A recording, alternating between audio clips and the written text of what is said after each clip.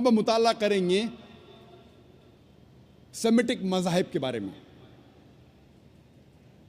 जैसे मैंने कहा था, सेमिटिक मज़ाहिब में हैं यहूदियत, ईसाईयत और इस्लाम। सबसे पहले हम कोशिश करेंगे समझने के लिए कि यहूदियत में खुदा का तसव्वुर क्या है। जब हम पढ़ते हैं ओल्ड टेस्टामेंट, पढ़ते हैं फर्स्ट 5 बुक्स, इसमें लिखा है बुक ऑफ ड्यूटोनॉमी में अध्याय नंबर 6 वर्स नंबर 4 में मूसा अलैहिस्सलाम कहते हैं, शमा इज़राइलो अदनलहैन अदन खद। ये एक हिब्रू कोटेशन है जिसके मानी हैं यूरो Israel, the Lord our God is one Lord. ए इज़राइली सुनो कि हमारा रब, हमारा खुदा एक रब है। लिखा है बुक ऑफ आइज़ाया में चैप्टर नंबर 43 वर्स नंबर 11 में, even I am Lord and besides me there is no saviour. मैं हूँ रब और मेरे अलावा कोई भी बचाने वाला नहीं है। लिखा है बुक ऑफ आइज़ाया में चैप्टर नंबर 45 वर्स नंबर 5 में, I am Lord and there is none else, there is no God besides me. मैं हूँ रब और मेरे अलावा कोई नहीं है, मेरे अलावा कोई खुदा नहीं। लिखा है बुक ऑफ आइज़ाया में चैप्टर नंबर 46 वर्स नंबर 9 में, I am God and there is no God besides me. मैं खुदा हूँ और मेरे अलावा कोई नहीं है, मैं खुदा हूँ और मेरे जैसा कोई नहीं। लिखा है बुक ऑफ एक्सोडस में चैप्टर नंबर 20 वर्स नंबर 3 से 5 तक, और बुक ऑफ ड्यूटोनॉमी में चैप्टर नंबर 5 वर्स नंबर 7 से 9 में लिखा है, ईश्वर खुदा कहते हैं, Thou shall have no other gods besides me. Thou shall not make unto thee any graven image of anything, of any likeness, in the heaven above, in the earth beneath, in the water beneath the earth. Thou shalt not bow down to them, nor serve them. For I, thy God, thy Lord, I am a jealous God. लिखा है book of exodus में अध्याय number 20 verse number 3 से 5 तक के, और book of ड्यूटोनॉमी में अध्याय नंबर 5 वर्स नंबर 7 से 9 तक में लिखा है, Thou shall have no other gods besides me. आप मेरे अलावा कोई और खुदा को नहीं लेंगे। Thou shall not make unto thee any graven image of anything, of any likeness, in the heaven above, in the earth beneath, in the water beneath the earth. आप मेरे जैसा कोई अक्स नहीं बनाएंगे, चाहे वो कोई भी चीज़ हो, चाहे वो कोई चीज़ आसमान में हो या इस धरती पे हो या इस धरती के नीचे पानी में हो। Thou shalt not bow down to them, nor serve them, for I, thy God, thy Lord, I am a jealous God. आप इनकी इबादत नहीं करेंगे, इनको सजदा नहीं करेंगे, क्योंकि मैं एक रब हूँ, एक जलन रखने वाला रब। For I am your God and I am a jealous God. मैं एक जलने वाला रब हूँ, जलने वाला खुदा हूँ। तो जब हम यहूद की किताबों का मुताला करते हैं, हमें पता लगता है कि यहूदियत में भी लिखा है कि एक ईश्वर की इबादत करना चाहिए और उस ईश्वर की कोई प्रतिमा नहीं, कोई बुत नहीं, उसका कोई अक्स नहीं, उसकी कोई मूर्ति नहीं। ईसाई मज़हब के खुदा का तस्वुर करने के पहले मुझे कुछ बातें आपसे कहना है। इस्लाम एक वाहिद गैर ईसाई मज़हब है जिसके मानने वालों के लिए फ़र्ज़ है कि वो ईसा अलैहिस्सलाम में माने। कोई भी मुसलमान हो ही नहीं सकता जब तक वो ईसा अलैहिस्सलाम में ईमान ना लाए। हर मुसलमान के लिए वाजिब है, हर मुसलमान के लिए फ़र्ज़ है कि वो ईसा अलैहिस्सलाम में ईमान लाए। हम मुसलमान मानते हैं कि ईसा अलैहिस्सलाम एक अल्लाह सुब्हाना व तआला के भेजे हुए अजीम पैगंबर थे। हम ये मानते हैं कि ईसा अलैहिस्सलाम मसीहा थे, जब ट्रांसलेट करेंगे हो जाता है क्राइस्ट। हम ये मानते हैं कि ईसा अलैहिस्सलाम एक चमत्कार के ज़रिए पैदा हुए थे, बिना वालिद के पैदा हुए थे, जो कई मॉडर्न क्रिश्चियंस आज नहीं मानते। हम ये मानते हैं कि ईसा अलैहिस्सलाम ने मुर्दों में जान डाली अल्लाह सुब्हाना व तआला की मदद से। हम ये मानते हैं कि ईसा अलैहिस्सलाम ने अंधों को रोशनी दी अल्लाह सुब्हाना व तआला की मदद से। हम ये मानते हैं कि ईसा अलैहिस्सलाम ने बीमारों को शिफा दी अल्लाह सुब्हाना व तआला की मदद से। हम मुसलमान और ईसाई देखो तो यकसा चल रहे हैं। तो कोई पूछेगा तो ईसाई और मुसलमान में फ़र्क क्या है? फ़र्क ये है कि अक्सर ईसाई ये मानते हैं और ये समझते हैं कि ईसा अलैहिस्सलाम ने खुदाई का दावा किया। अक्सर ईसाई ये मानते हैं कि ईसा अलैहिस्सलाम खुदा थे।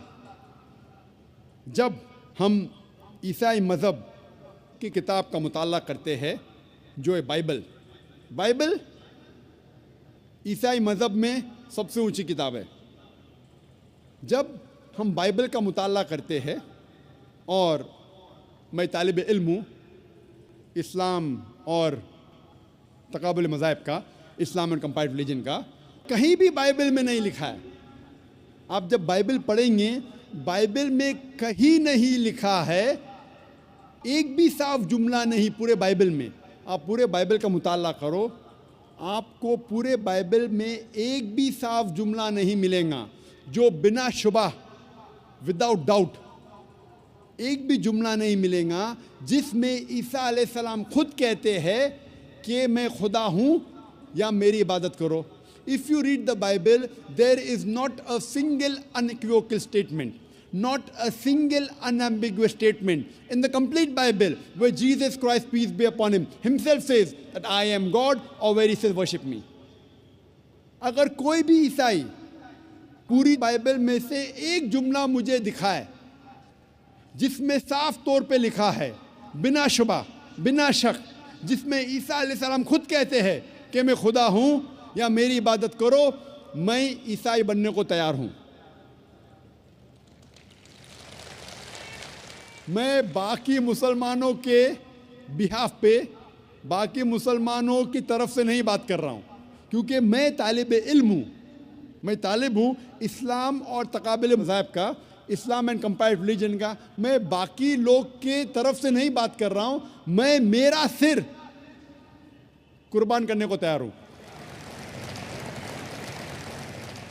ये है बाइबल।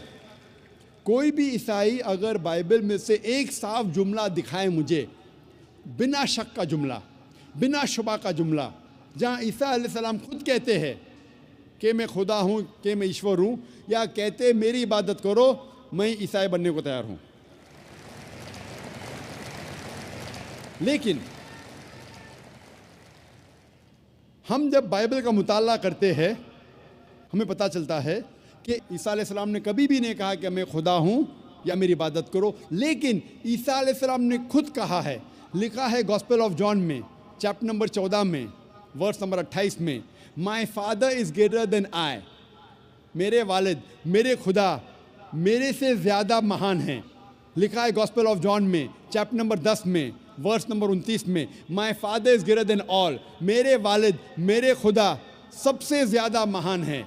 लिखा है गॉस्पेल ऑफ मैथ्यू में, चैप्टर नंबर 12 में, वर्स नंबर 28 में, I cast out devils with the spirit of God, मैं शैतानों को भगाता हूँ खुदा की मदद से। लिखा है गॉस्पेल ऑफ ल्यूक में, चैप्टर नंबर 11, वर्स नंबर 20 में, I with the finger of God cast out devils, मैं खुदा की मदद से शैतानों को भगाता हूँ।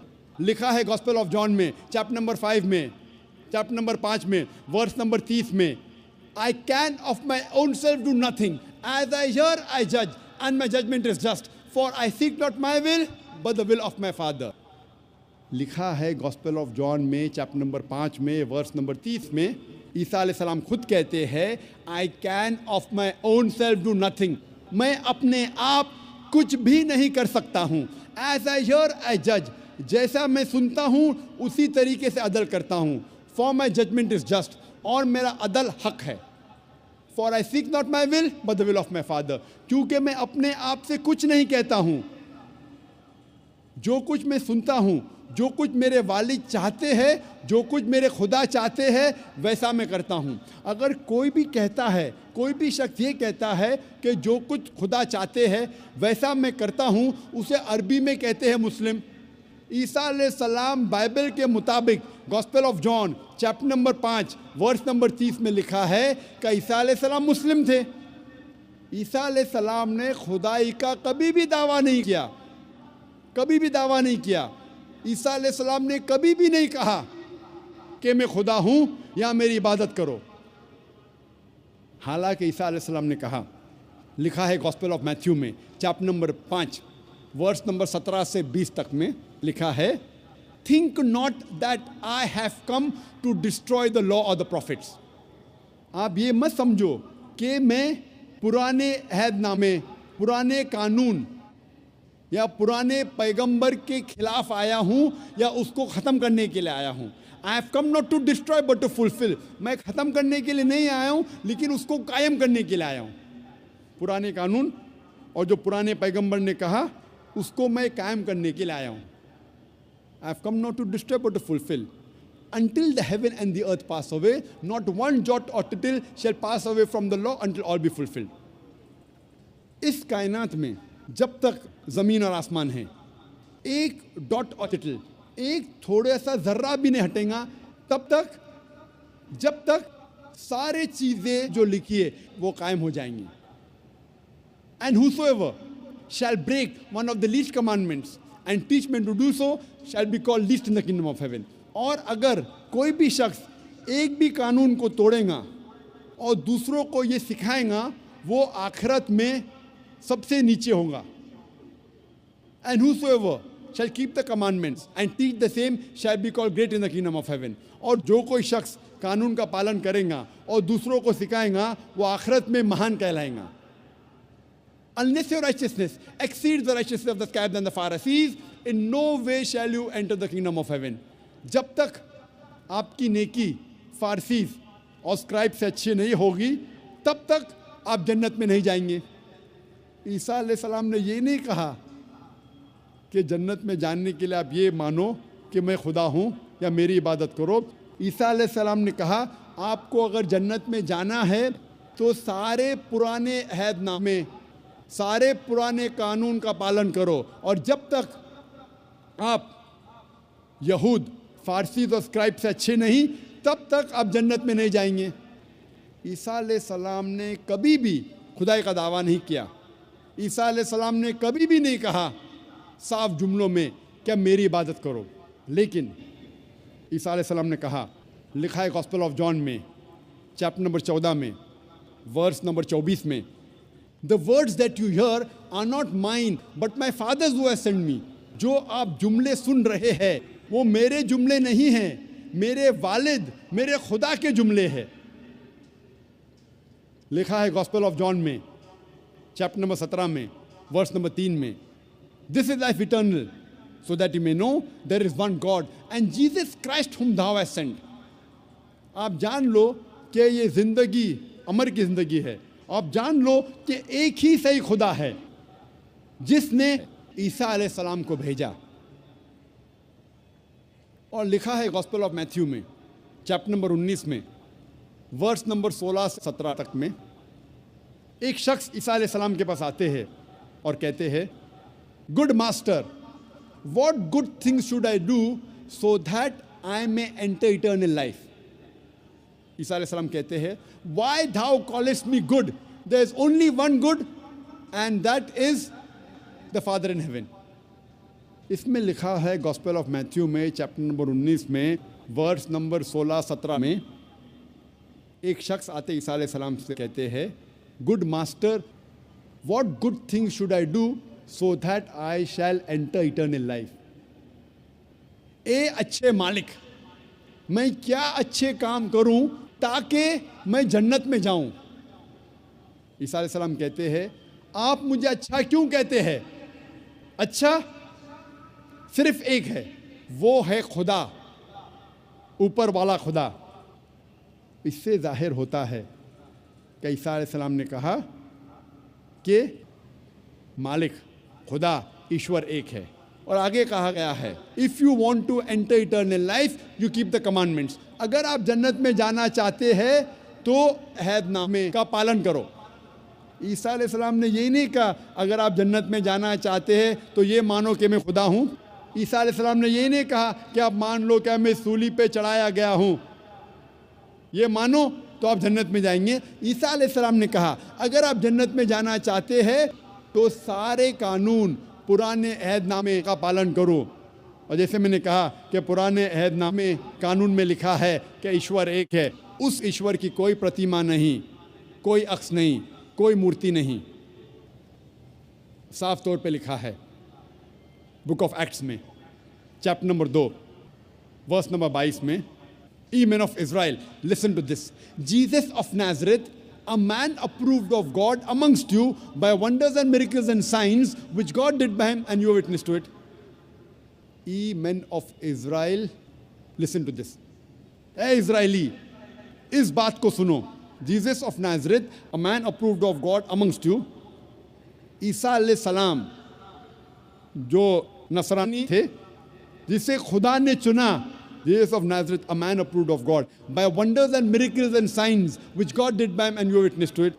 और खुदा ने उनके ज़रिए चमत्कार निशानियां भेजी और आप इसके गवाह हैं।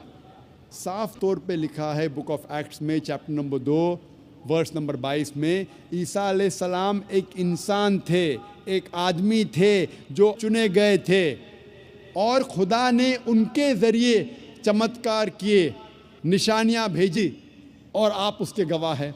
और जब ईसा अलैहिस्सलाम से पूछा गया था which is the first of commandments, सबसे पहला कानून क्या है, ईसा अलैहिस्सलाम हू बहू वही फरमाते हैं जो मूसा अलैहिस्सलाम ने कहा था पहले। इसका जिक्र आता है गॉस्पेल ऑफ मार्क में चैप्टर नंबर 12 वर्स नंबर 29 में, शमा इज़राइलो अदनल हैनो अदनाई खद यूरो Israel the Lord our God is one Lord. सुनो इज़राइली, हमारा रब, हमारा खुदा एक रब है। जब हम बाइबल का मुताला करते हैं हमें पता चलता है कि ईसाईयत में भी ईसाई लोग को मानना चाहिए और इबादत करना चाहिए सिर्फ एक खुदा की, और उस खुदा का कोई अक्स नहीं, कोई प्रतिमा नहीं, कोई बुत नहीं, कोई तस्वीर नहीं, कोई मूर्ति नहीं। अब हम तस्करा करेंगे खुदा का तसव्वुर इस्लाम में।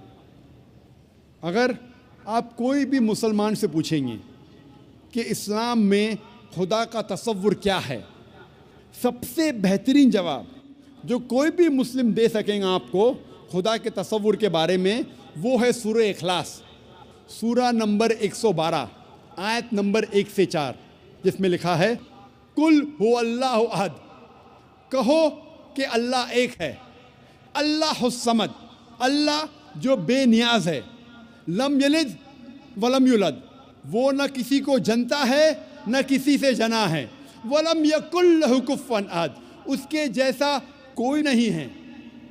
ये सूरह इखलास 4 आयतों की डेफिनेशन है। खुदा के बारे में तसव्वुर है सूरह इखलास में 4 आयतों में। अगर कोई भी इंसान ये कहता है कि ये शख्स खुदा है, अगर वो शख्स इन 4 आयतों में सफलता हासिल करता है, हम मुसलमानों को कोई प्रॉब्लम नहीं, कोई गिला शिकवा नहीं उस शख्स को मानने के लिए कि वो खुदा है। सबसे पहली आयत कुल हुवल्लाहु अहद, कहो कि अल्लाह एक है, अल्लाहुस समद, अल्लाह जो बेनियाज है, लम यलिद वलम युलद, ना वो किसी को जनता है ना किसी से जना है, वलम यकुल लहु कुफुवन अहद, उसके जैसा कोई नहीं है। ये 4 आयतों का डेफिनेशन, ये 4 आयतों का खुलासा खुदा के बारे में, अल्लाह सुब्हानहू व तआला के बारे में, मैं इसे कहता हूँ द टचस्टोन ऑफ थियोलॉजी। थियो means God, logy means study. थियो मतलब खुदा, लॉजी मतलब पढ़ाई, खुदा के बारे में पढ़ाई, खुदा के बारे में जानकारी रखने को कहते हैं थियोलॉजी। और थियोलॉजी में सूरह इखलास को मैं कहता हूं द लिटमस टेस्ट, खुदा को जानने का तलिस्मा। सूरह इखलास कुरान मजीद में 112वीं सूरा है। मैं इसे कहता हूं खुदा को पहचानने का तलिस्मा, litmus test to identify God. मैं कहता हूं touchstone of theology. Touchstone, touchstone के मानी हैं, आप जानते हैं, पत्थर। अगर आप सोना खरीदना चाहते हैं या सोना बेचना चाहते हैं, आप जाते हैं जोहरी के पास और जोहरी परखता है, जांचता है ये सोना कितना खरा है। वो लेता है सोने को और घिसता है टचस्टोन से, अपने पत्थर से घिसता है और रंग देख के वो कहता है क्या ये सोना 24 कैरेट का सोना है, या कहता है ये सोना 22 कैरेट का है, या कहता है ये सोना 18 कैरेट का है, या कहता है ये सोना ही नहीं है, क्योंकि all that glitters is not gold. हर चीज तो चमकती है वो सोना नहीं है।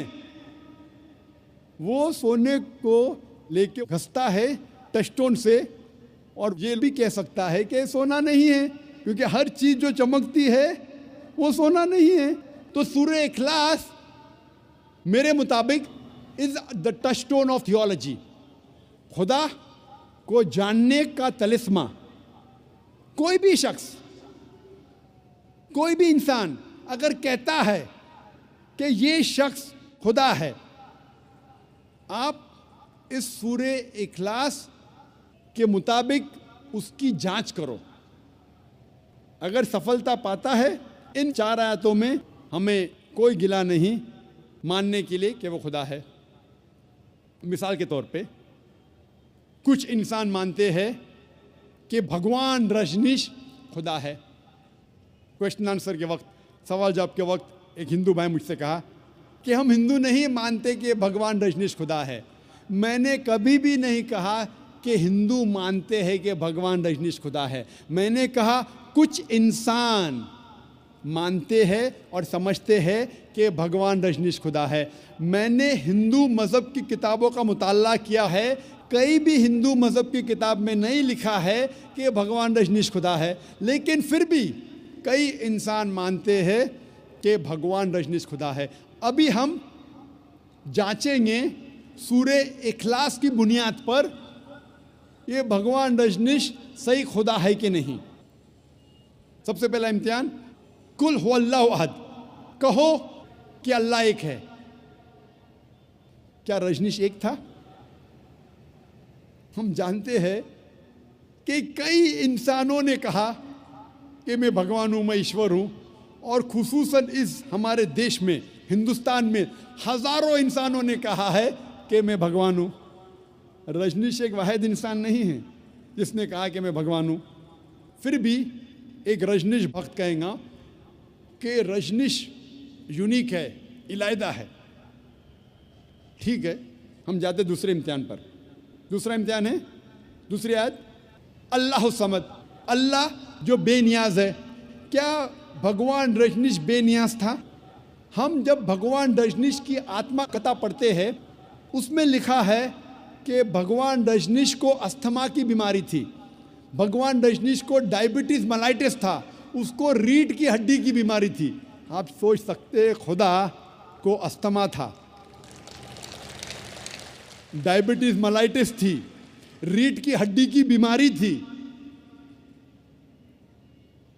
तीसरा इम्तिहान, तीसरी आयत, लम यलिद वलम यूलद, ना वो किसी को जनता है ना किसी से जना है, ना वो किसी का वालिद है ना उसका कोई बेटा है। हम जानते हैं कि रजनीश मध्य प्रदेश के एक गांव में पैदा हुआ, उसके वालिद भी थे, वालदा भी थी। 1981 में रजनीश जाता है यूएसए, अमेरिका, और वहाँ हजारों अमेरिकनों को बेवकूफ़ बनाता है। और एक स्टेट में जिसका नाम था ओरेगॉन, वो अपना एक गांव कायम करता है जिसे कहा जाता था रजनीशपुरम। बाद में अमेरिकन गवर्नमेंट रजनीश को गिरफ्तार करती है और डालती है जेल में। और रजनीश कहता है कि अमेरिकन गवर्नमेंट ने मुझे स्लो पॉइजन दिया। स्लो पॉइजन, आप सोच सकते हैं खुदा को कोई स्लो पॉइजन कर रहा है, खुदा को कोई धीरे धीरे जहर दे रहा है। और 1985 में 1985 में अमेरिकन गवर्नमेंट रजनीश को यूएसए के बाहर निकालती है और फिर से रजनीश आ जाता है हिंदुस्तान में और जाता है फिर से पूना में अपने सेंटर में, जिसका नाम था रजनीश न्योसन्यास, और बाद में उसका नाम बदला जाता है ओशो कम्यून। और जब आप पूना में जाएंगे उसके सेंटर में, जिसका नाम है ओशो कम्यून, आप जब अंदर जाएंगे तो आप देखेंगे उसके समाधि पे लिखा है Osho never born never died but visited the earth from the 11th of December 1931 to the 19th of January 1990। भगवान रजनीश ओशो ना कभी पैदा हुआ ना कभी मरा, लेकिन वो इस दुनिया की सैर करने के लिए आया। इस धरती पे वो सैर करने के लिए आया 11 दिसंबर 1931 से लेके 19 जनवरी 1990 तक। ओशो ना कभी पैदा हुआ ना कभी मरा, लेकिन इस दुनिया की सैर करने के लिए आया 11 दिसंबर 1931 से लेके 19 जनवरी 1990 तक। उस समाधि पे ये नहीं लिखा कि भगवान रजनीश को 21 ममालिक का वीज़ा नहीं मिली थी। आप सोच सकते हैं खुदा दुनिया को सैर करने आ रहा है, घूमने के लिए आ रहा है और उसे वीज़ा की ज़रूरत। ईश्वर भगवान दुनिया की सैर करने के लिए आ रहा है और उसे वीज़ा की ज़रूरत। और आर्क बिशप ऑफ ग्रीस ने कहा अगर आप भगवान रजनीश को इस देश के बाहर नहीं निकालेंगे, हम उसका घर और उसके फॉलोअर्स का घर जला देंगे।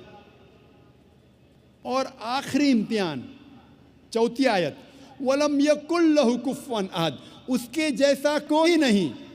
अगर आप खुदा या ईश्वर की बराबरी इस दुनिया में, इस कायनात में किसी चीज़ से कर सकते तो वो खुदा ही नहीं, वो ईश्वर ही नहीं। वलम यकुल लहु कुफुवन अहद, उसके जैसा कोई नहीं।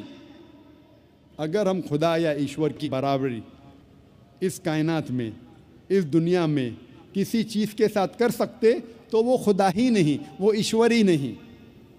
हम जानते हैं कि भगवान रजनीश आम इंसान जैसे, उसकी 2 आँख थी, 1 नाक, 1 मुंह, 2 हाथ, उसकी सफ़ेद दाढ़ी थी। अगर आप खुदा की किसी से बराबरी कर सके किसी चीज़ से इस दुनिया में, इस कायनात में, तो खुदा ही नहीं। मिसाल के तौर पे अगर कोई इंसान कहता है कि खुदा, ईश्वर आर्नल्ड श्वार्ज़नेगर से 1000 गुना ताकतवर है। आर्नल्ड श्वार्ज़नेगर को आप जानते हैं क्या नहीं, जिसको टाइटल मिला था मिस्टर वर्ल्ड, दुनिया में सबसे ताकतवर इंसान, मिस्टर यूनिवर्स, कायनात में सबसे ताकतवर इंसान। आप जानते हैं क्या नहीं आर्नल्ड श्वार्ज़नेगर। अगर कोई इंसान कहता है कि खुदा, ईश्वर आर्नल्ड श्वार्ज़नेगर से 1000 गुना ज़्यादा ताकतवर है, अगर आप खुदा की बराबरी किसी से भी कर सके, किसी भी चीज़ से कर सके इस दुनिया में, इस कायनात में, चाहे आर्नल्ड श्वार्ज़नेगर हो, चाहे दारा सिंह हो, चाहे किंग कॉन्ग हो, चाहे 1000 गुना हो या लाख गुना हो, अगर आप खुदा या ईश्वर की बराबरी किसी चीज़ इस कायनात या दुनिया में कर सके तो वो खुदा ही नहीं। वलम यकुल लहु कुफुवन अहद, उसके जैसा कोई नहीं है।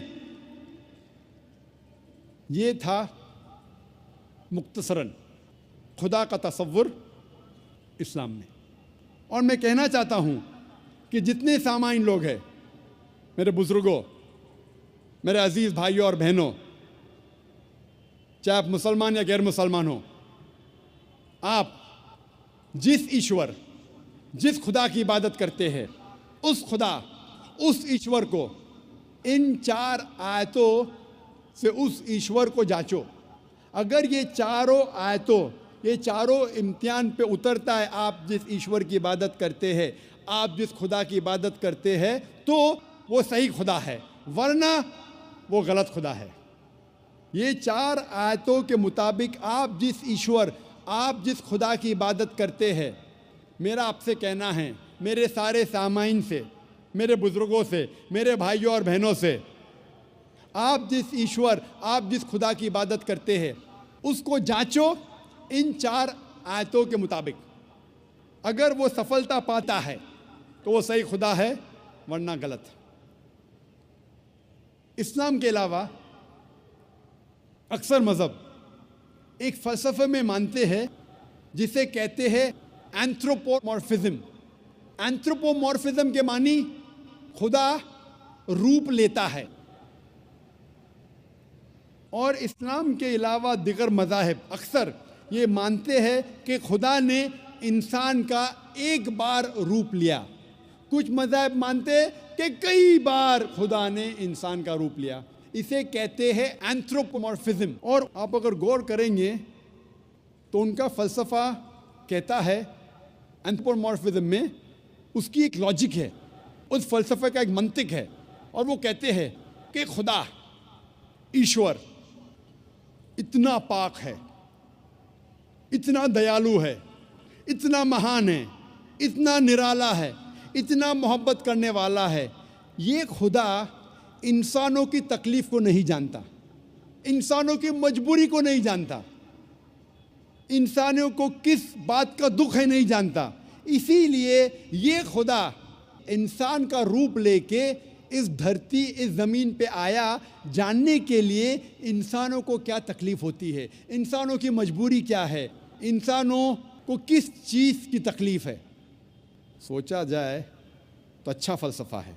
खुदा, ईश्वर इतना महान, इतना दयालु, इतना पाक, इतना रहमत वाला, वो इंसानों की तकलीफ़ों को नहीं जानता, इंसानों की मजबूरी को नहीं जानता, इंसानों को किस बात का दुख होता नहीं जानता। इसीलिए खुदा इंसान बना जानने के लिए इंसान के लिए क्या अच्छा है क्या बुरा है, ताकि वो इंसानों का कानून बना सके।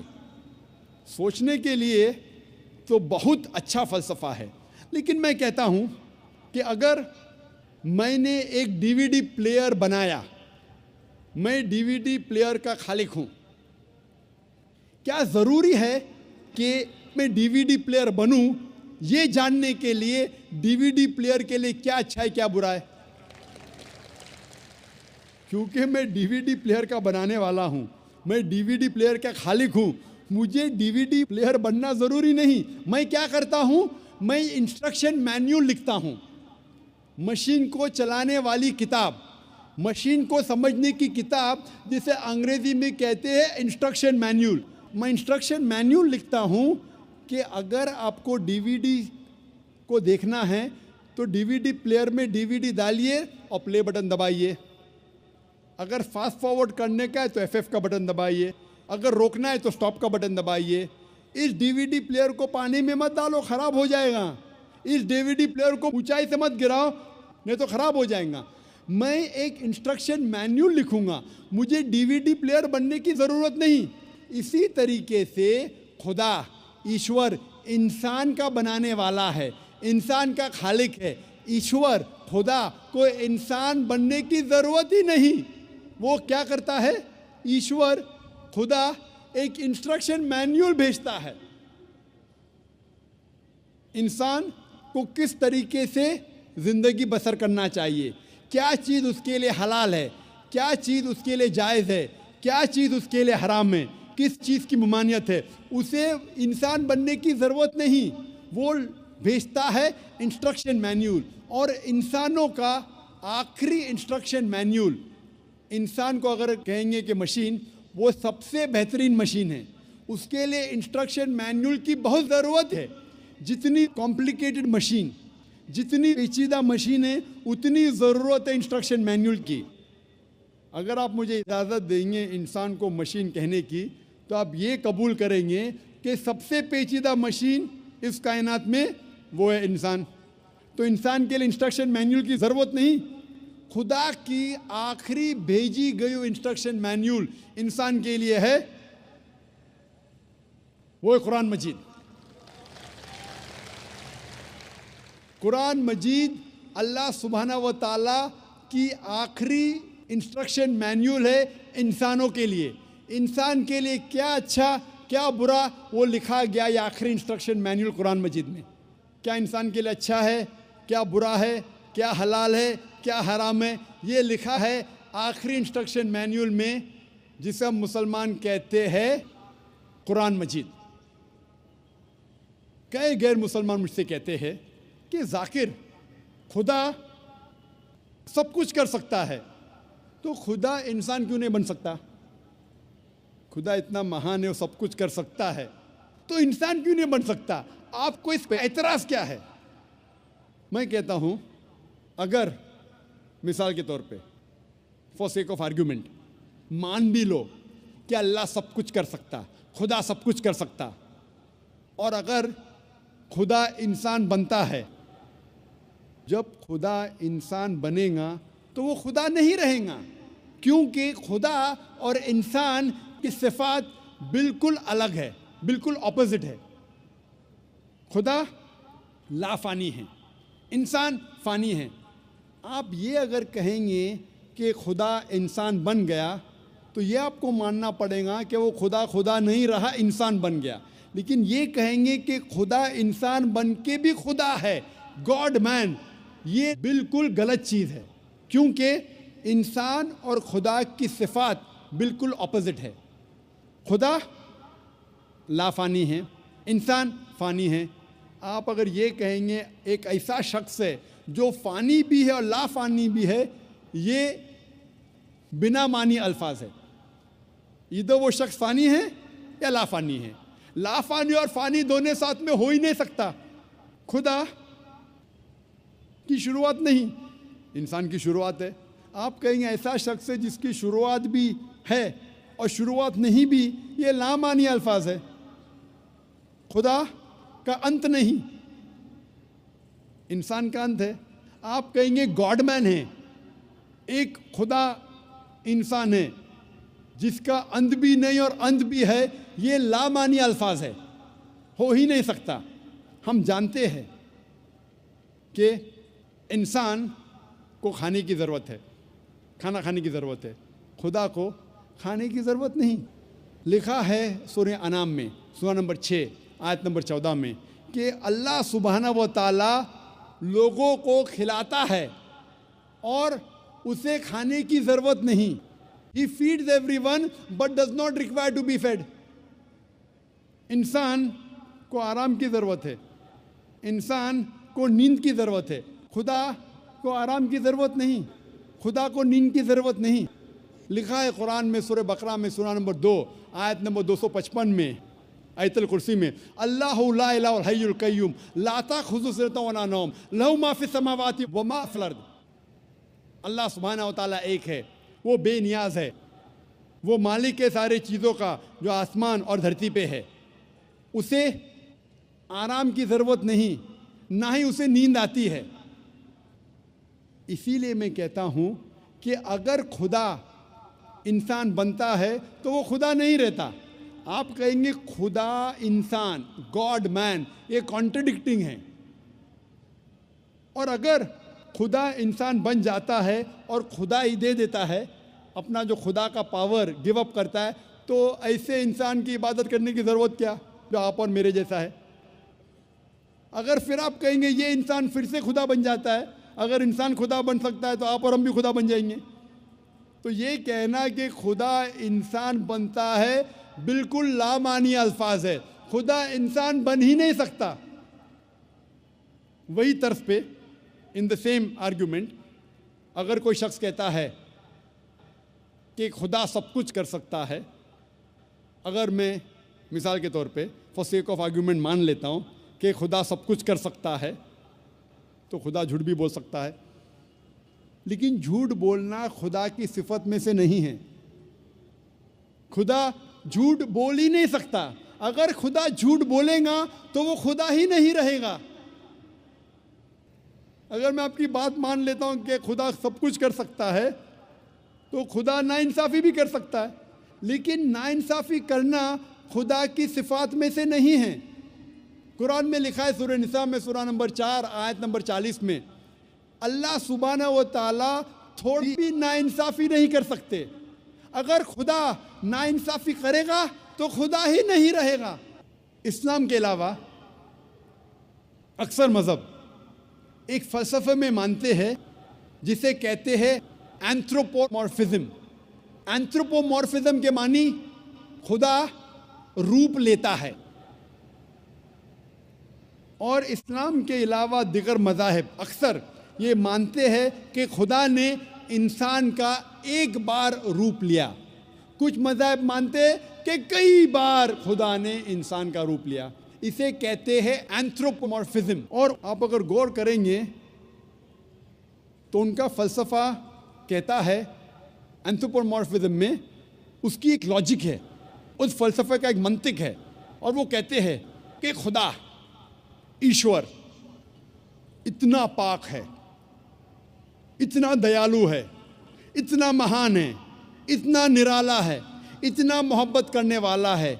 ये खुदा इंसानों की तकलीफ़ को नहीं जानता, इंसानों की मजबूरी को नहीं जानता, इंसानों को किस बात का दुख है नहीं जानता।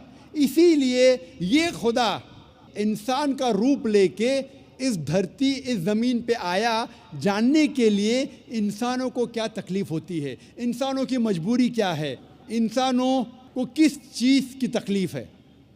सोचा जाए तो अच्छा फ़लसफ़ा है।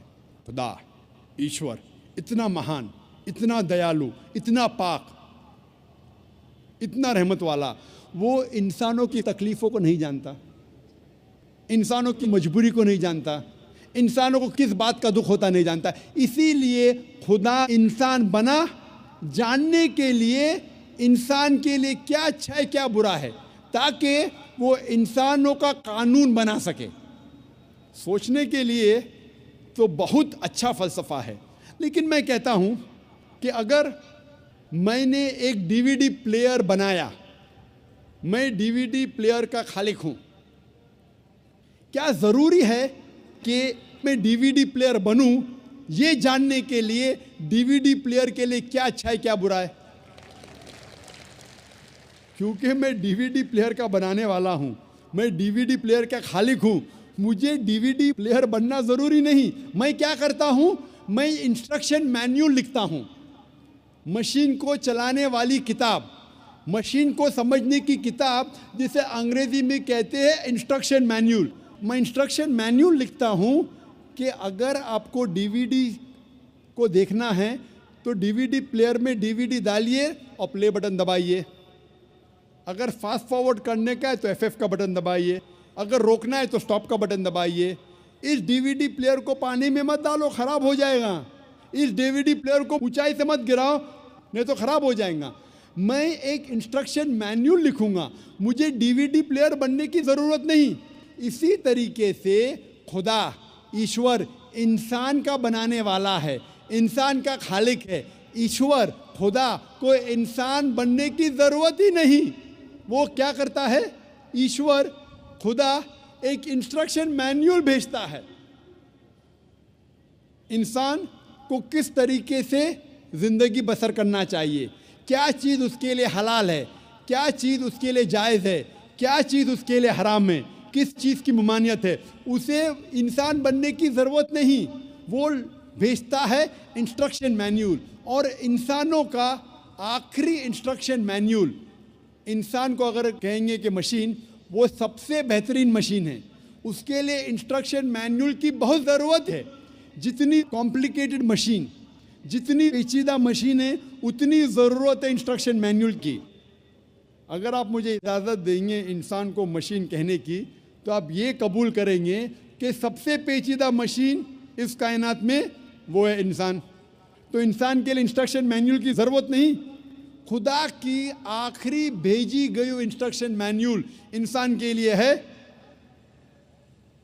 वो है कुरान मजीद। कुरान मजीद अल्लाह सुब्हाना व ताला की आखिरी इंस्ट्रक्शन मैन्यूल है इंसानों के लिए।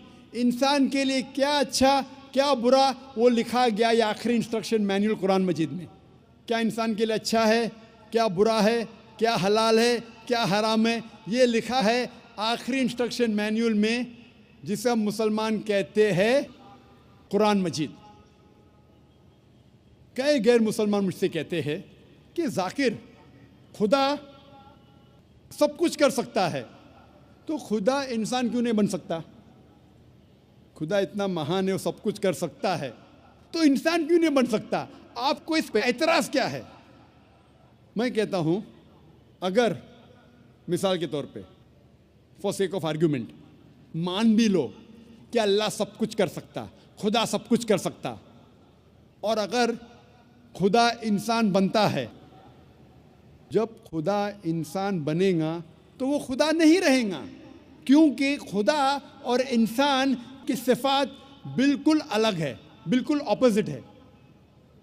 खुदा लाफानी है, इंसान फानी है।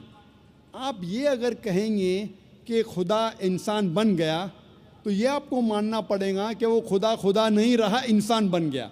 लेकिन ये कहेंगे कि खुदा इंसान बन के भी खुदा है, गॉड मैन, ये बिल्कुल गलत चीज़ है, क्योंकि इंसान और खुदा की सिफात बिल्कुल ऑपोजिट है। खुदा लाफानी है, इंसान फ़ानी है। आप अगर ये कहेंगे एक ऐसा शख्स है जो फ़ानी भी है और लाफानी भी है, ये बिना मानी अल्फाज है। इधर वो शख्स फ़ानी है या लाफानी है। लाफानी और फ़ानी दोनों साथ में हो ही नहीं सकता। खुदा की शुरुआत नहीं, इंसान की शुरुआत है। आप कहेंगे ऐसा शख्स है जिसकी शुरुआत भी है और शुरुआत नहीं भी, ये लामानी अल्फाज है। खुदा का अंत नहीं, इंसान का अंत है। आप कहेंगे गॉड मैन है, एक खुदा इंसान है जिसका अंत भी नहीं और अंत भी है, ये लामानी अल्फाज है, हो ही नहीं सकता। हम जानते हैं कि इंसान को खाने की ज़रूरत है, खाना खाने की ज़रूरत है, खुदा को खाने की ज़रूरत नहीं। लिखा है सूरह अनाम में, सूरह नंबर 6 आयत नंबर 14 में, कि अल्लाह सुब्हाना व ताला लोगों को खिलाता है और उसे खाने की ज़रूरत नहीं। He feeds everyone but does not require to be fed. इंसान को आराम की ज़रूरत है, इंसान को नींद की ज़रूरत है, खुदा को आराम की ज़रूरत नहीं, खुदा को नींद की ज़रूरत नहीं। लिखा है कुरान में सूरह बकरा में सूरह नंबर 2 आयत नंबर 255 में, आयतुल कुर्सी में, अल्लाहु ला इलाहा इल्लल हय्युल कय्यूम ला ताखुज़ुहु सिनतुन वला नौम लहु मा फिस समावाति व मा फिल अर्द। अल्लाह सुब्हानहु व तआला एक है, वो बेनियाज है, वो मालिक है सारे चीज़ों का जो आसमान और धरती पे है। उसे आराम की ज़रूरत नहीं, ना ही उसे नींद आती है। इसीलिए मैं कहता हूँ कि अगर खुदा इंसान बनता है तो वो खुदा नहीं रहता। आप कहेंगे खुदा इंसान, गॉड मैन, ये कॉन्ट्रडिक्टिंग है। और अगर खुदा इंसान बन जाता है और खुदा ही दे देता है, अपना जो खुदा का पावर गिव अप करता है, तो ऐसे इंसान की इबादत करने की ज़रूरत क्या जो आप और मेरे जैसा है। अगर फिर आप कहेंगे ये इंसान फिर से खुदा बन जाता है, अगर इंसान खुदा बन सकता है तो आप और हम भी खुदा बन जाएंगे। तो ये कहना कि खुदा इंसान बनता है बिल्कुल लामानी अल्फाज है, खुदा इंसान बन ही नहीं सकता।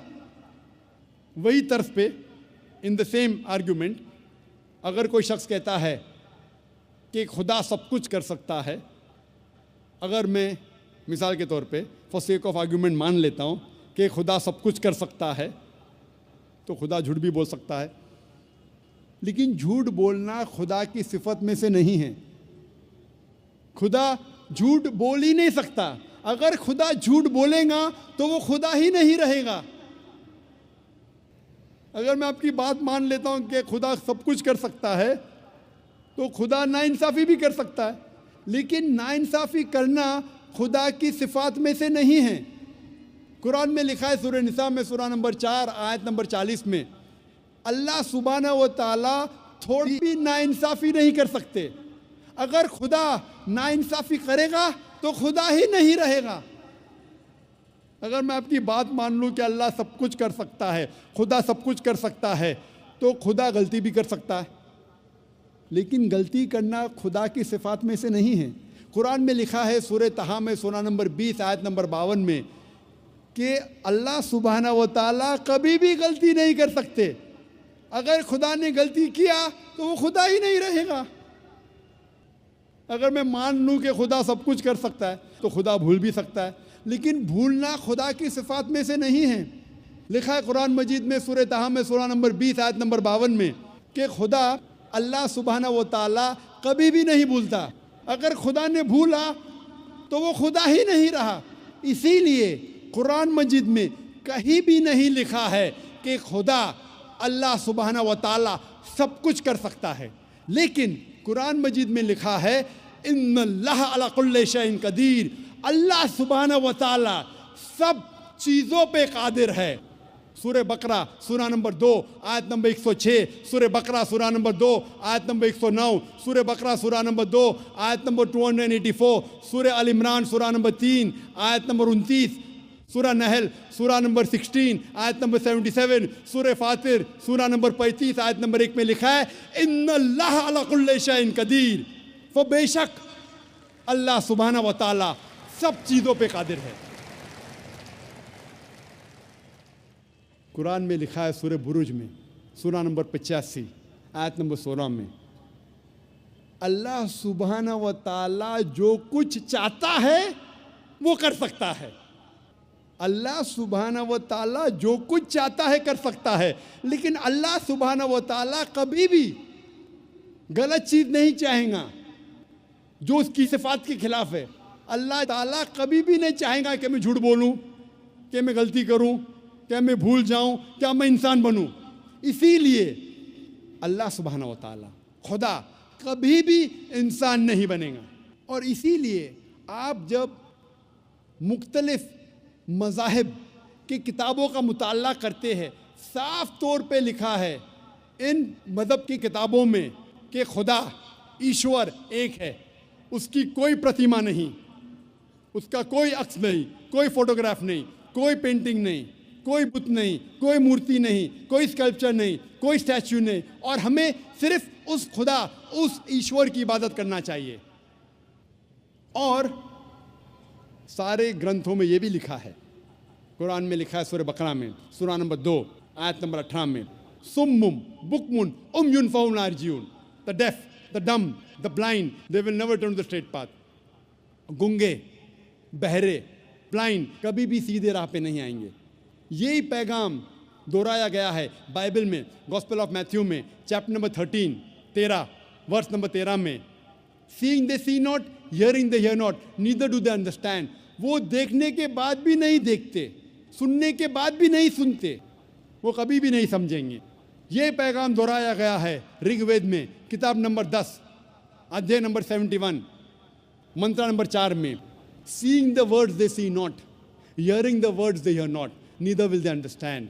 वो अल्फाज को देख के भी नहीं देखते, सुन के भी नहीं सुनते, वो सीधे रास्ते पे नहीं आएंगे। ये सारी किताबों में, ये सारे मज़ाहिब के ग्रंथों में साफ तौर पे लिखा है कि ईश्वर भगवान एक है, उसकी प्रतिमा नहीं है। फिर भी लोग इस खुदा के साथ, इस ईश्वर के साथ दूसरों को शरीक करते हैं। ये बहरे जैसे है, ये लोग गूंगे जैसे है। लिखा है कुरान मजीद में, लिखा है बाइबल में, लिखा है ऋग्वेद में,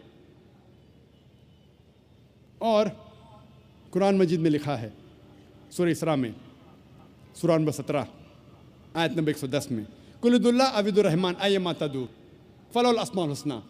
कहो आप अल्लाह या कहो रहमान, जो भी नाम पुकारो लेकिन उसके नाम अच्छे हैं, और वो नाम है जो अल्लाह सुब्हानहू व तआला ने खुद दिया है। अल्लाह सुब्हानहू व तआला की कई सिफ़ात है, लेकिन सारी सिफ़ात, सारे नाम अच्छे नाम हैं। और कई नाम जो इमाम ने जो तिलावत की थी इस तकरीर के पहले, शेख अहमद अली बिन अब्दुर्रहमान अल हुदैफी जो इमाम मस्जिद खूबा है, उन्हें कई सिफ़ात बयान किए थे। और ये सूरह इसरा सूरा नंबर 17 आयत नंबर 110 के अलावा लिखा है सूरह अराफ में सूरा नंबर 7 आयत नंबर 180, सूरह तहा सूरा नंबर 20 आयत नंबर 8 और सूरह अल हशर सूरा नंबर 59 चैप्टर नंबर 59 आयत नंबर 24 में कि अल्लाह सुब्हानहू व तआला की कई सिफ़ात है।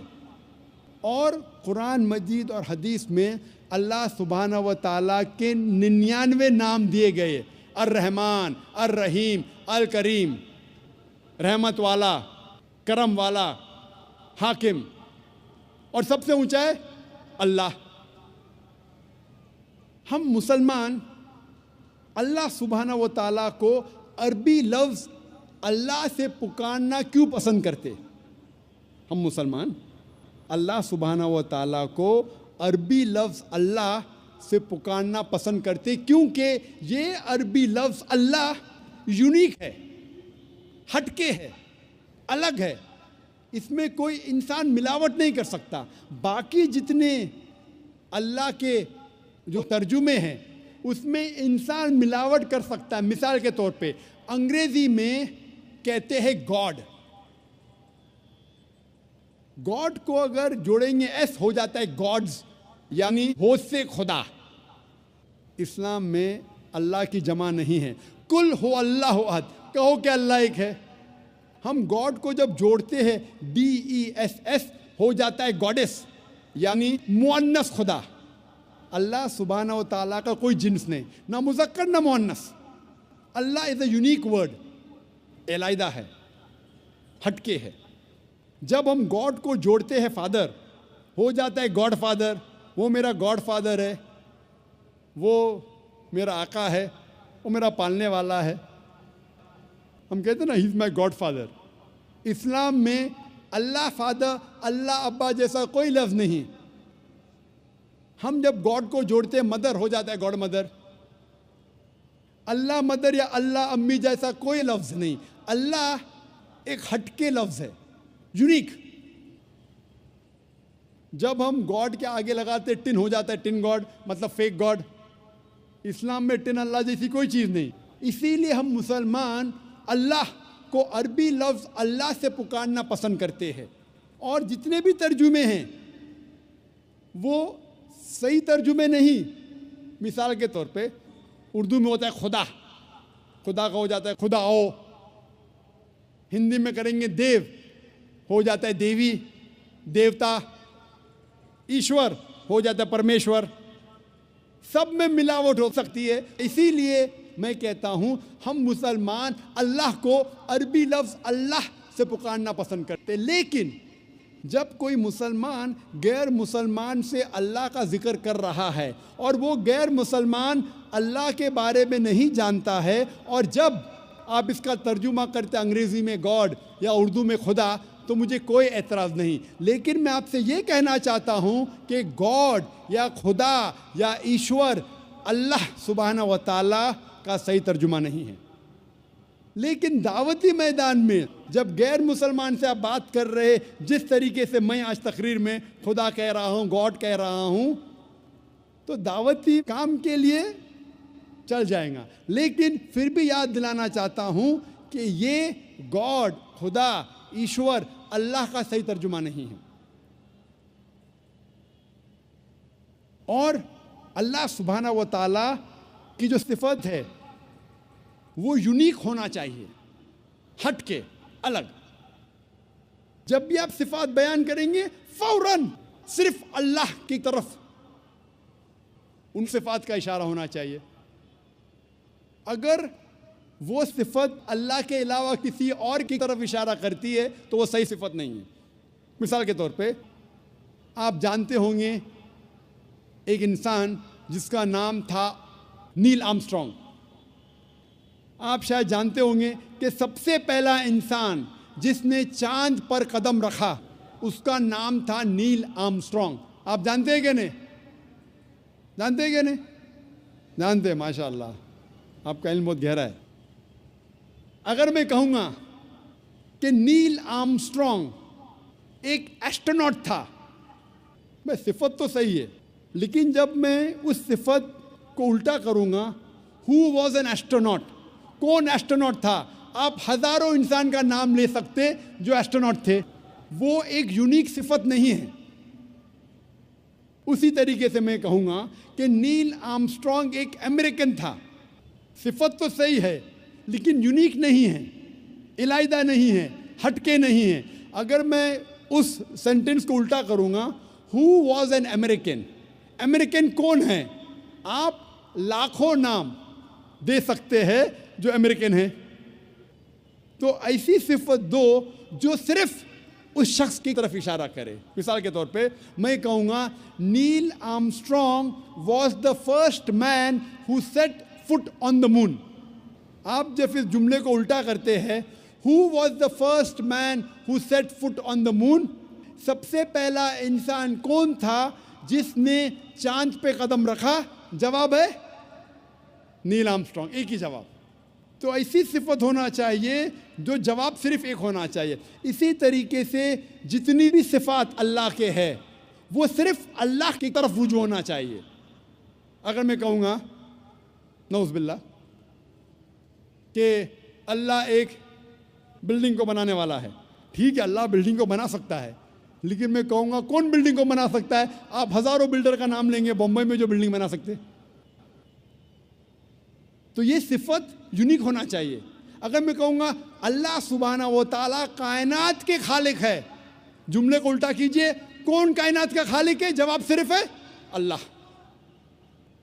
जो सिफत यूनिक होना चाहिए, इलाइदा होना चाहिए, हटके होना चाहिए, अलग होना चाहिए। इसी तरीके से अर्रहमान, अर्रहमान कौन है? सिर्फ अल्लाह। अर्रहीम, अर्रहीम कौन है? सिर्फ अल्लाह। तो जितनी सिफात अल्लाह की है वो यूनिक होना चाहिए, इलाइदा होना चाहिए, हटके होना चाहिए, अलग होना चाहिए। ये ज़रूरी है। दूसरी बात, अल्लाह की सिफत के साथ उसके मखलूक़ात की सिफत नहीं होना चाहिए। आप ये नहीं कह सकते हैं कि अल्लाह कायनात का मालिक है और अल्लाह भूल सकता है, क्योंकि भूलना इंसान की सिफत है, अल्लाह की नहीं। तो सही सिफत के साथ गलत सिफत नहीं जोड़ सकते। और अगर 3-4 सिफत है अल्लाह की, सिर्फ अल्लाह की तरफ आपको रुजू करना चाहिए और सारी सिफात सिर्फ अल्लाह की होना चाहिए, दूसरी किसी की नहीं। अल्लाह सुब्हाना व तआला की जो सिफत है वो यूनिक होना चाहिए, हटके, अलग। जब भी आप सिफात बयान करेंगे फौरन सिर्फ अल्लाह की तरफ उन सिफात का इशारा होना चाहिए। अगर वो सिफत अल्लाह के अलावा किसी और की तरफ इशारा करती है तो वो सही सिफत नहीं है। मिसाल के तौर पे आप जानते होंगे एक इंसान जिसका नाम था नील आर्मस्ट्रॉन्ग। आप शायद जानते होंगे कि सबसे पहला इंसान जिसने चांद पर कदम रखा उसका नाम था नील आर्मस्ट्रॉन्ग। आप जानते हैं कि नहीं? जानते हैं कि नहीं? जानते हैं, माशाअल्लाह, आपका इल्म बहुत गहरा है।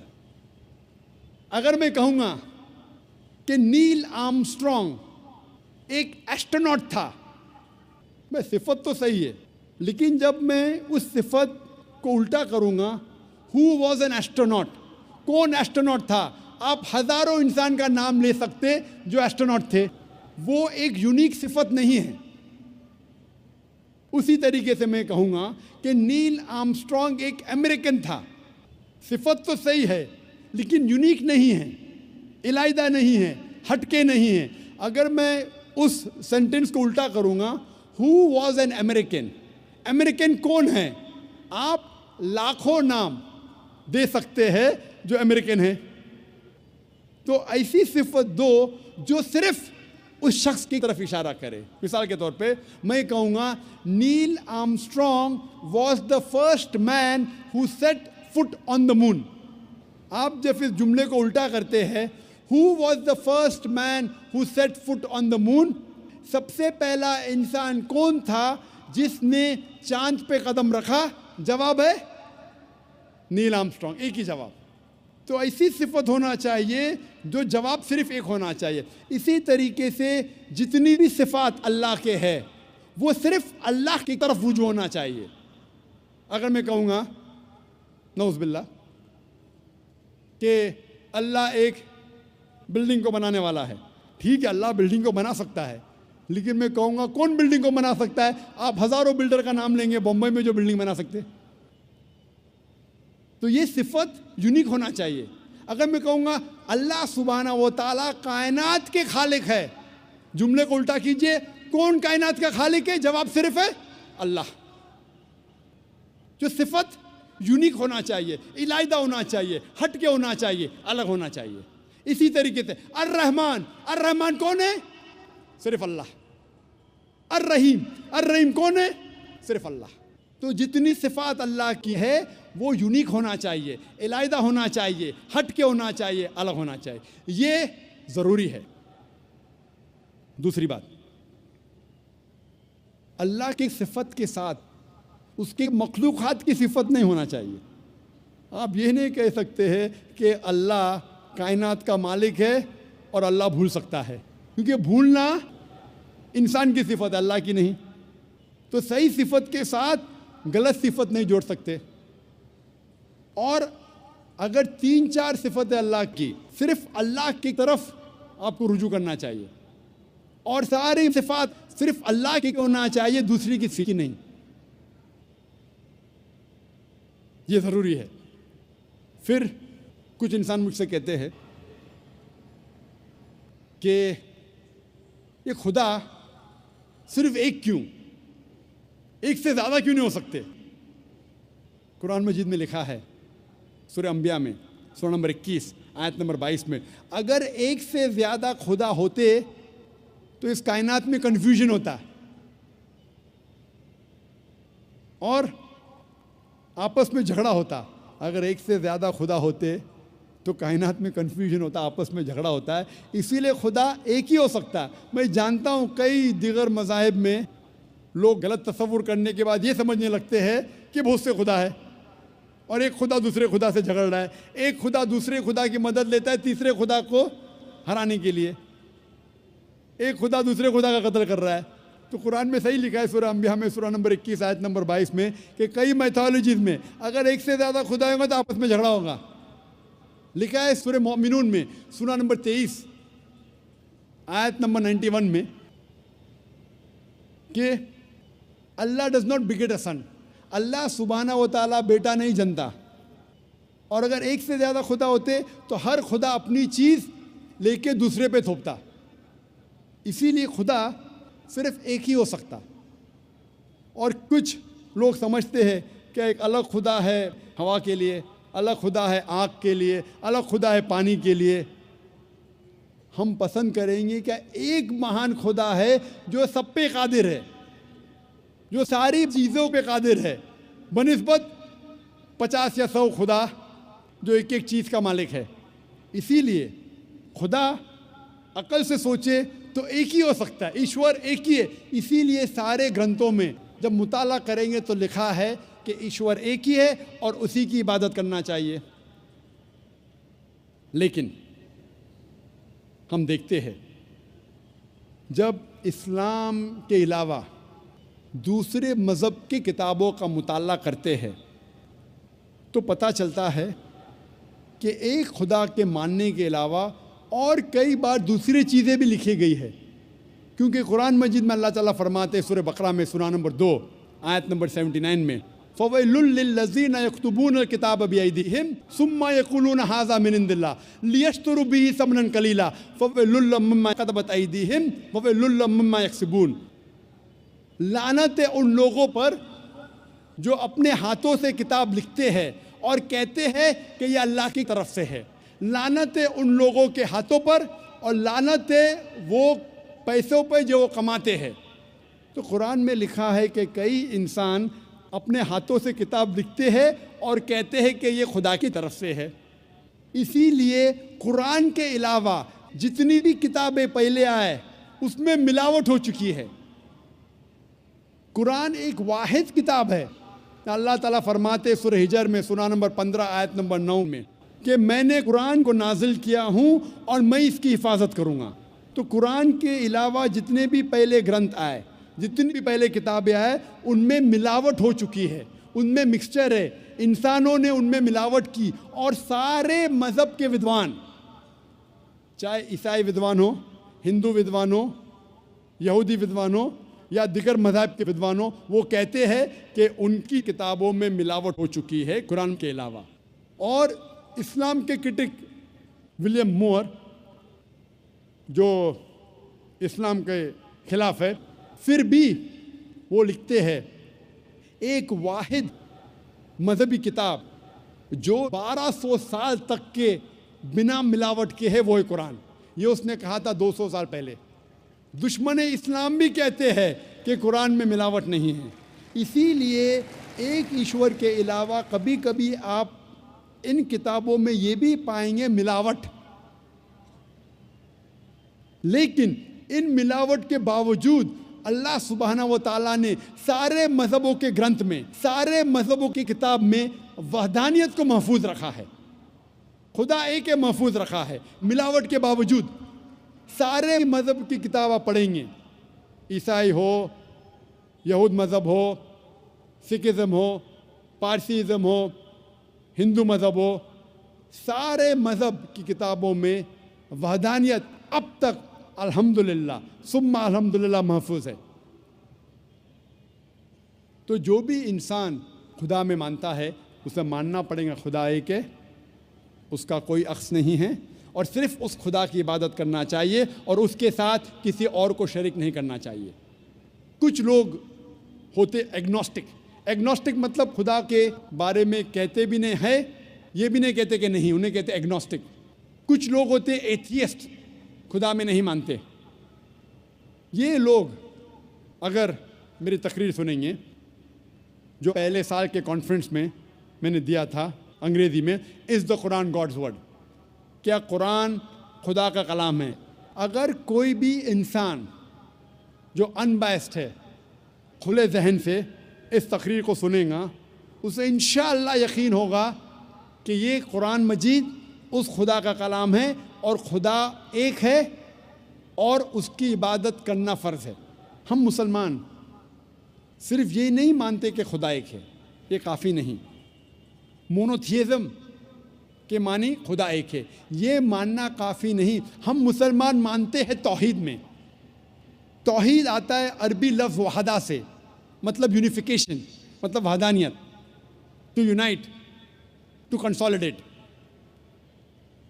सिर्फ एक खुदा में मानना काफ़ी नहीं है। इस्लाम में तौहीद में मानना फ़र्ज़ है, और तौहीद के 3 किस्में हैं। पहला है तौहीद रुबूबिया, दूसरा है तौहीद अस्मा व सिफ़ात, और तीसरा है तौहीद इबादा। पहली किस्म है तौहीद रुबूबिया, मतलब सारी कायनात का रब एक है और जितनी भी चीज़ें कायनात में हैं सारी चीज़ों को ज़रूरत है उस रब की, लेकिन इस रब को कोई भी चीज़ की ज़रूरत नहीं।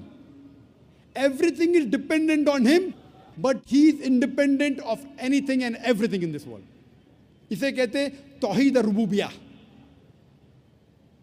हम मानते हैं कि हमारा खालिक, हमारा रब, हमारा पालने वाला सिर्फ एक ही रब है, और सारी चीज़ें जो कायनात में हैं उनको ज़रूरत है उस रब की, और उस रब को हमारी ज़रूरत नहीं। कोई भी चीज़ कायनात में उसको ज़रूरत नहीं। दूसरी किस्म है तौहीद अस्मा व सिफ़ात, मतलब खुदा, अल्लाह की सिफ़ात और अल्लाह के नाम। इस तौहीद अस्मा सिफ़ात के 5 नुक्ते हैं। पहला नुक्ता है कि अल्लाह को उस तरीके से डिस्क्राइब करना चाहिए, जब अल्लाह के बारे में आप कहते हैं तो उस तरीके से कहो जिस तरीके से अल्लाह और अल्लाह के रसूल ने कहा। हम अपने दिमाग से अल्लाह को डिस्क्राइब नहीं कर सकते। जिस तरीके से अल्लाह और अल्लाह के रसूल मोहम्मद सल्लल्लाहु अलैहि वसल्लम ने अल्लाह के बारे में ज़िक्र करा, उसी तरीके से हम कह सकते। हम अपने दिमाग से अल्लाह को डिस्क्राइब नहीं कर सकते। दूसरा नुक्ता, अल्लाह की सिफ़ात वही है जो अल्लाह ने अपने आप को कहा या अल्लाह के रसूल ने कहा। आप अपने आप अल्लाह को सिफ़ात नहीं दे सकते। मिसाल के तौर पे कुरान में लिखा है कि अल्लाह को गुस्सा आता है, हम ये नहीं कह सकते अल्लाह की सिफात है अल-गादिब, गुस्सा होने वाला। अल्लाह गुस्सा होता है, लेकिन अल्लाह या अल्लाह के रसूल ने कभी भी नहीं कहा कि अल्लाह की सिफात है गुस्सा होने वाला अल-गादिब। ये गलत है। सिर्फ वो सिफात देना चाहिए जो अल्लाह और अल्लाह के रसूल ने दी। अल्लाह और अल्लाह के रसूल ने जो नाम अल्लाह को दिया है, सिर्फ उससे हम पुकार सकते हैं। तीसरा नुक्ता, जो अल्लाह की मखलूक़ात की सिफात है वो हम अल्लाह को नहीं दे सकते। हम ये नहीं कह सकते कि अल्लाह सुब्हाना व तआला झूठ बोलता है। झूठ बोलना इंसान की सिफत है। हम ये नहीं कह सकते कि अल्लाह सुब्हाना व तआला भूल गया। भूलना अल्लाह की मखलूक इंसान की सिफत है।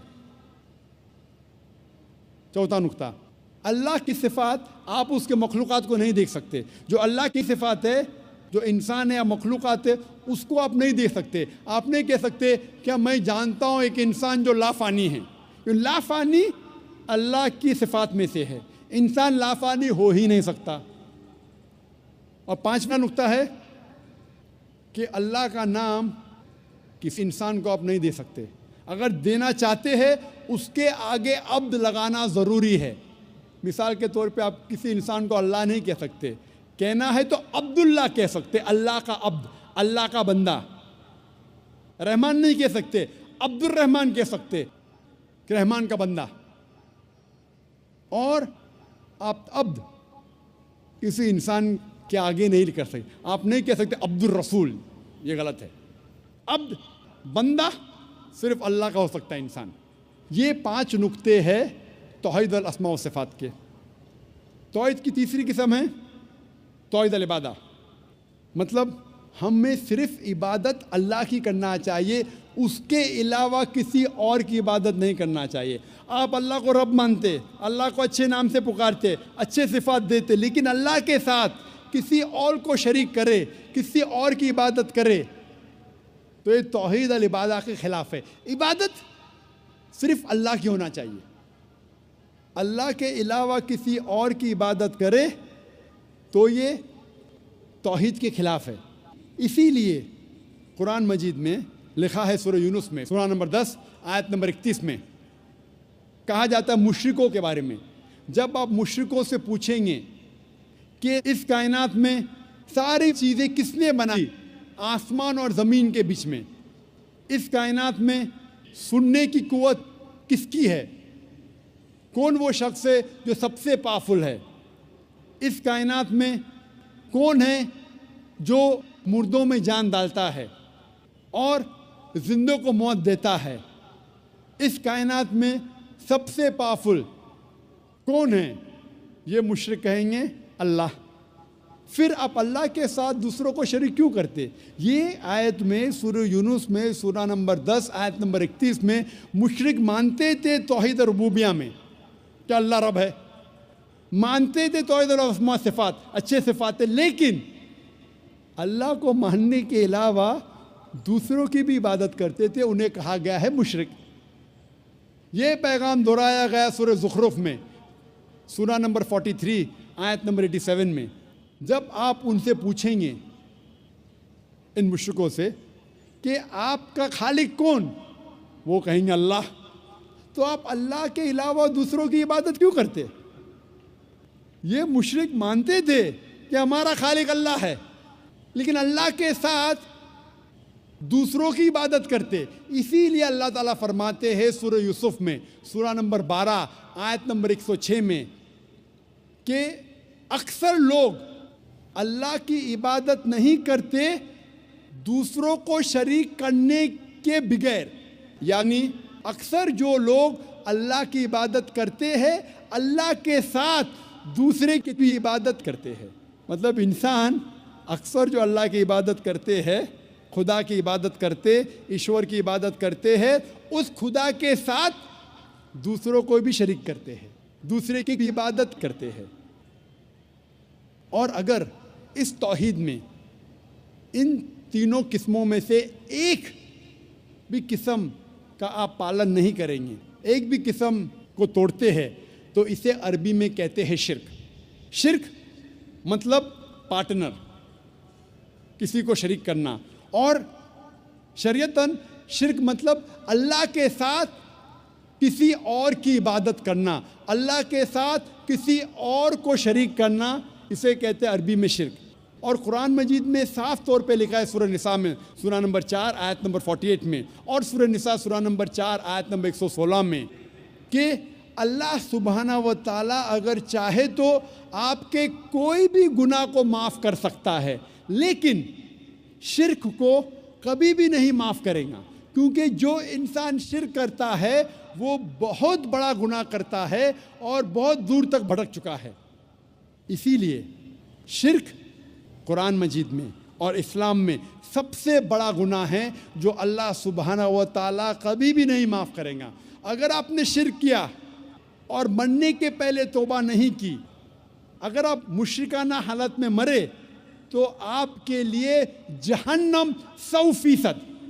शिर्क के अलावा दूसरा कोई भी गुनाह करे आप, अगर अल्लाह चाहे तो माफ़ कर सकता है। अगर आपने शिर्क किए तो आप ज़रूर तौबा कीजिए, शिर्क करना बंद कीजिए, इंशाअल्लाह आप जन्नत में जा सकते हैं। लेकिन अगर शिर्क की हालत में मरे तो अल्लाह सुब्हाना व ताला, खुदा ईश्वर आपको कभी भी नहीं माफ़ फरमाएंगे।